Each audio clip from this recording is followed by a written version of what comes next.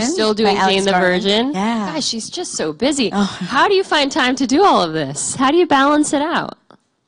I don't know. She's like, I really don't know. I don't know. I haven't figured it out. You know how you balance it out? By being a struggling actor for 10 years. Yeah. Because then you hit it and you get to do what you love every day and you're like, well, I slept for 10 years. So I was very much, and that was, I think that makes me the most gracious, is the time that it took me to cultivate the kind of woman I wanted to be in the industry. And so now I'm here and I get to be that, because there was all those lovely obstacles and challenges that allow me to sit on the stage and appreciate every single thing that's coming out of your mouth, because it is everything I wanted to do for so long. Yeah. And then you have your acting teacher. Oh my God, who made me cry earlier. I couldn't even. This woman changed my life, y'all. Education. Rosemary Quinn is the best. You want to be an actress? Learn from that woman, because she will change your life. Clearly. Clearly. Thank you, Rosemary. I can never thank you enough. So sweet. Like, I'm getting a little teary. This is like a full circle moment for you. Really? They're like, somebody wants to see you, and I was like, get out of here. I mean, it's incredible because, you know, NYU, as we were passing NYU on the way here, my team who knows I went there, they're like, oh my God, how crazy is it to be like on your campus and stuff? And I'm like, all the memories, all the dreams that I made when I was in that place, all the like goals I set that I'm only now living. So here is a testament to going after what you love. Because as a 33-year-old woman who wanted to be an actress before she graduated college, who said she was going to be discovered before she graduated college, that did not happen. But what else didn't happen was I didn't give up. I didn't stop. And I'm not going to stop, because I'm nowhere near the kind of dreams that I now have created, because I was able to see the other ones through. So let me be a testament. You're thinking about giving something up? Don't. Because I bet you the second you're about to is the second it's about to happen. So just keep on keeping on. Wow, that deserves a round of applause, guys. Follow your dreams. That or tears, because I'm like sweating. Well, I'm so happy someone like you is getting the success they deserve, because I don't know if I'm deserving of it, but yes, thank you. Are. I appreciate that. I absolutely love Jane the Virgin, as I'm sure a lot of us in this room do. It's such a great show. Oh. I can't take credit for that either, because Jenny Erman, our creator, our writer, is beyond brilliant. And this season, I think, is smarter than any season. And in the fourth season as an actress, you don't think you're going to have that opportunity for a show to get better, for it to be written better, for you as an actor to do new things you've never done for 3 years. I mean, we're on episode like 72, y'all. Yeah. I could not imagine in a million years by episode 72 playing the same character that I would actually feel like I'm doing something new. That's Jenny. That's not me. That's Jenny. Was it one of those things when you first got the pilot script that you knew it was going to be something special, and you're like, I have 100%. To do this? I mean, I have to audition for this. Yeah. That's what I said. I wish it was that. I was like, I have to try to get this. But when I read the script, again, it was like 10 pages in. I was like, who is this woman that created this? Because she is brilliant. Mm-hmm. And then I found out it was a redhead from Boston. And I was like, how does she know about Latinos this well? I was like, what is in her tea? But what I realized is that she was writing for a woman, a successful, educated woman that had convictions, that wanted to see her life turn out a certain way, and it didn't, because that's the way life works. And the addition of us being Latino was just that beautiful addition that so many Latinos walk around with. You know, we are so much more than just our skin color, and so much more than the perception of others in the Latino culture. We are so much more than that. Yes. Right? I heard up there. Girl. So that being said, it was nice to just do a show that was for a woman. And I think that's why it resonates with so many people of so many different ethnicities and so many cultures and so many religions, because it is just that. But, you know, I remember getting it and people were like, oh, yeah, Gina talks about... Listen, I gave them a voice already. That's terrible. That was me being bitter. But they had said that they thought it was crazy that I would choose this, as though I had a choice at that point in my career. But I was choosing.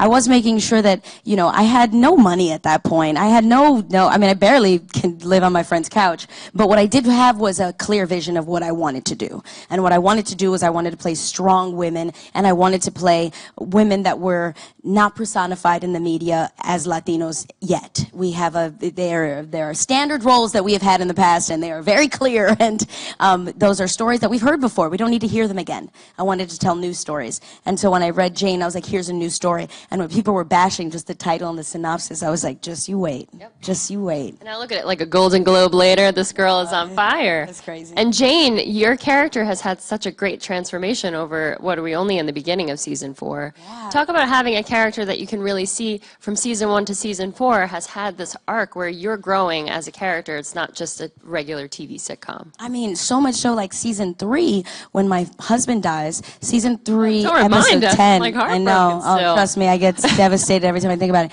Season 3, episode 10, we then did a 3-year flash forward, which was such a risk. You know, everybody's like, oh my God, such a risk. Like, the fans are not going to be about that. Nobody's going to want to follow that. Viewers are not going to want to follow that. And for me, it was like, oh no, I get to just create this woman that's evolved, that now looks back at her life and says, why did I do those certain things? And I want to grow from this, and I can better myself in this way because I do that as a human being. I am not who I am 3 years ago. I'm not who I am 10 years ago. And so to play a character that can actually show that evolution, you show a girl that's now a little more privy to the fact that she's judgmental, and she's not really a big fan of her doing that. You know, like, to do that was just like freeing for me.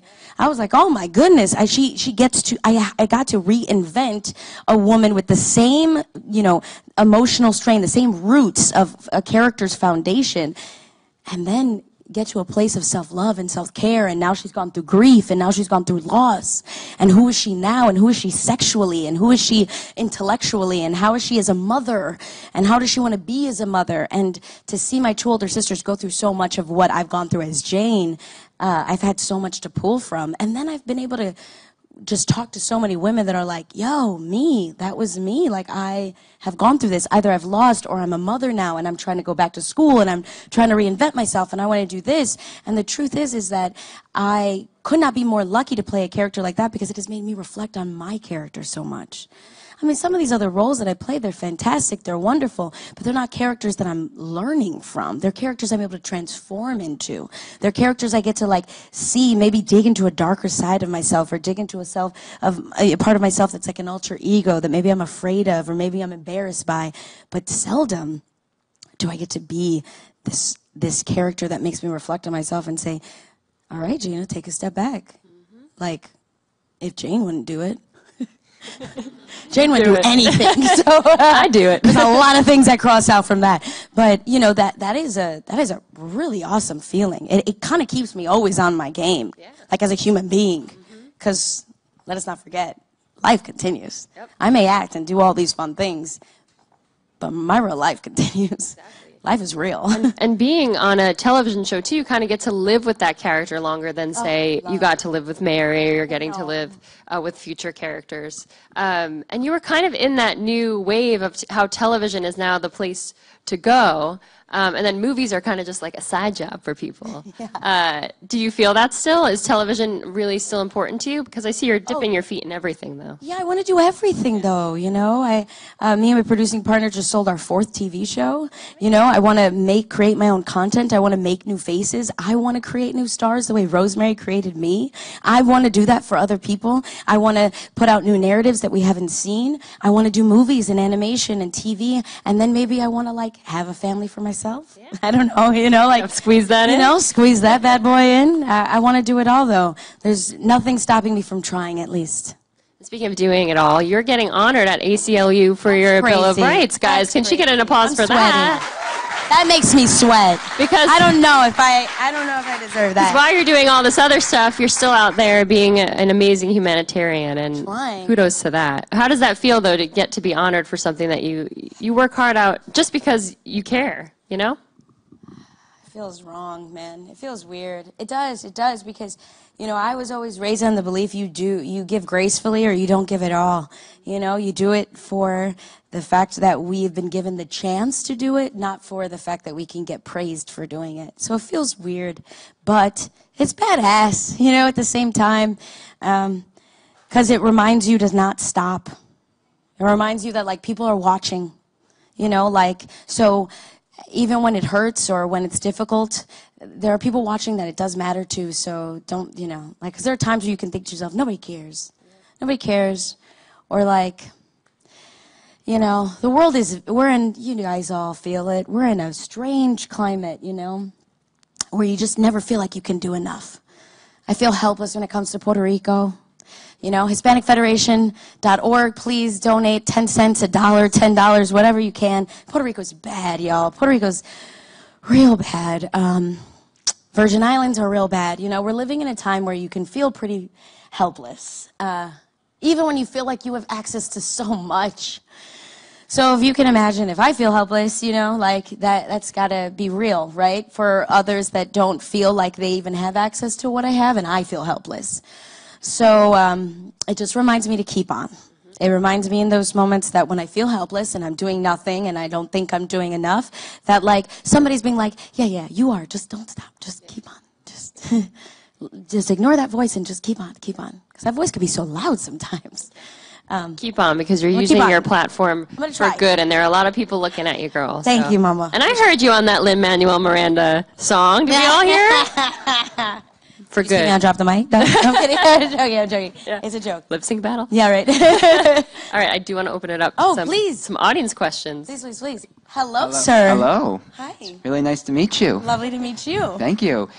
Given the animation projects you have coming up, do you have a favorite animated movie? Ooh, that's tough. No.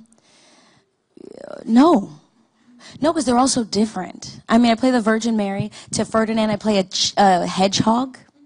To Carmen Sandiego, I play like the most mysterious woman in the world. I mean, that's kind of incredible. You know, I'm doing a new animation where I get to play this crazy Yeti.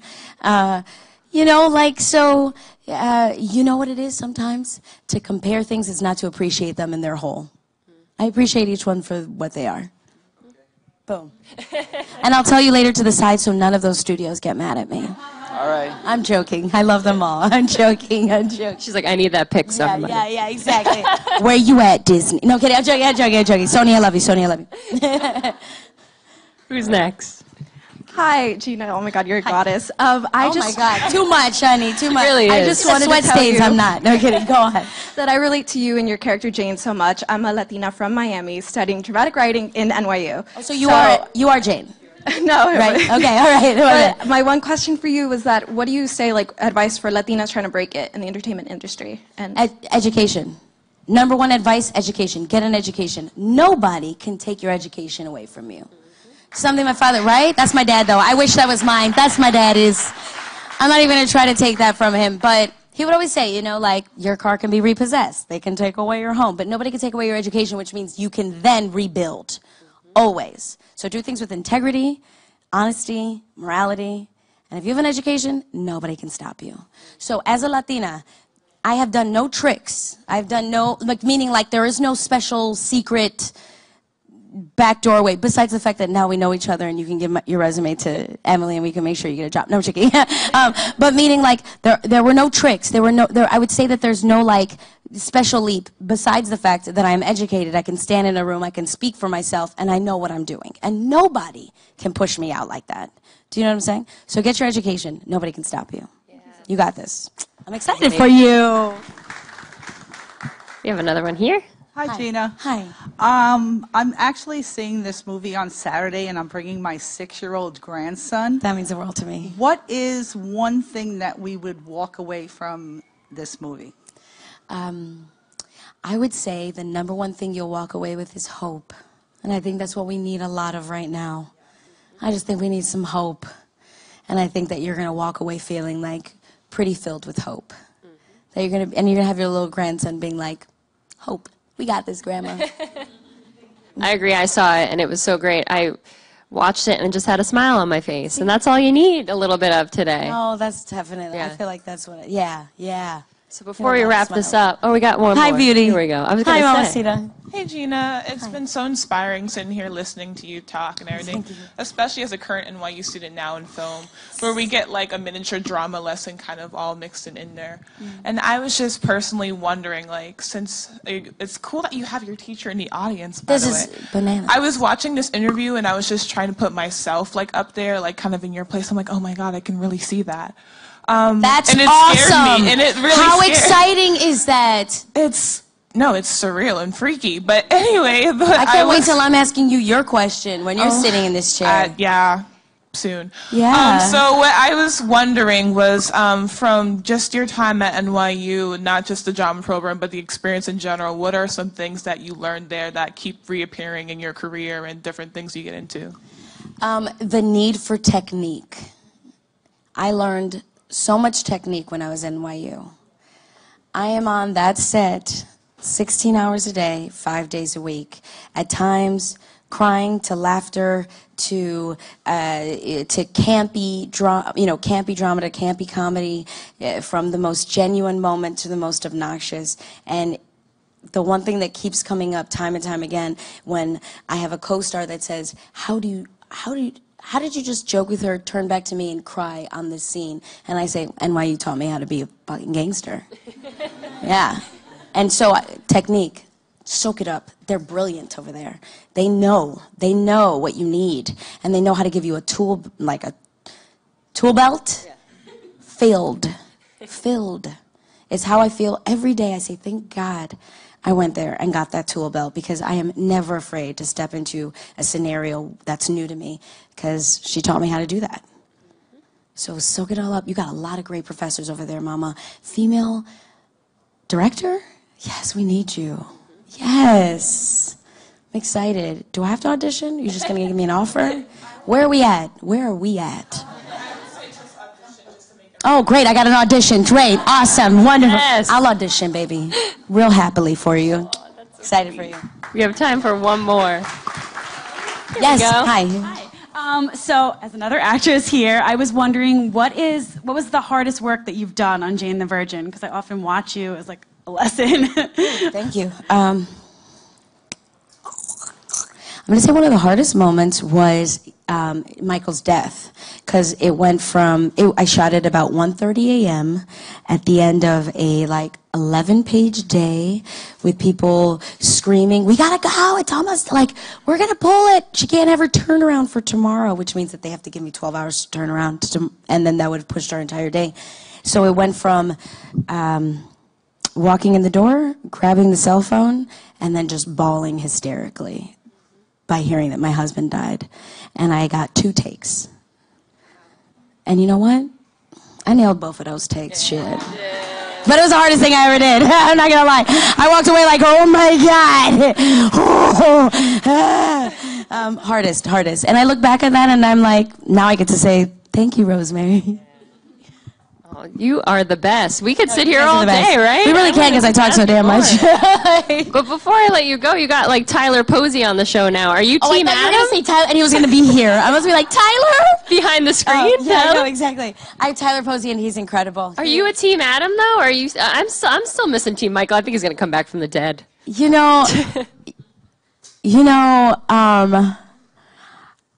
I'm a Team Jane. Yeah. Yeah, That's the she's way got to be. and she's learned to take care of herself. Yeah. So have I. She doesn't need a man. She don't need no man. Yeah, you don't need no man. No, I mean, no, she likes them. Just like we like anybody of the same or other sex. But you don't need anyone. It's supposed to be an addition for a reason. They're supposed to be an addition, not a completion. They're an addition. I like that. Well, I can't wait to see what happens the rest of the season. Ooh, girl, and I can't wait for you all to see this wonderful movie, The Star, which is out next Friday. November 17th. Yep, next Friday, guys. Make sure to watch it. It's great, and like you said, it will give you hope. Oh, good. Hope's all we need. Hope. Yeah. Love I'm y'all. feeling a little song coming on, but I'll stop here. How much I wish that I could just bust out into song with you. I can't. We'll wrap it up. Thanks, guys, for being here. Thank you for being here, Thank you so Gina. much. Thank you all for being here. It means the world to me. So much.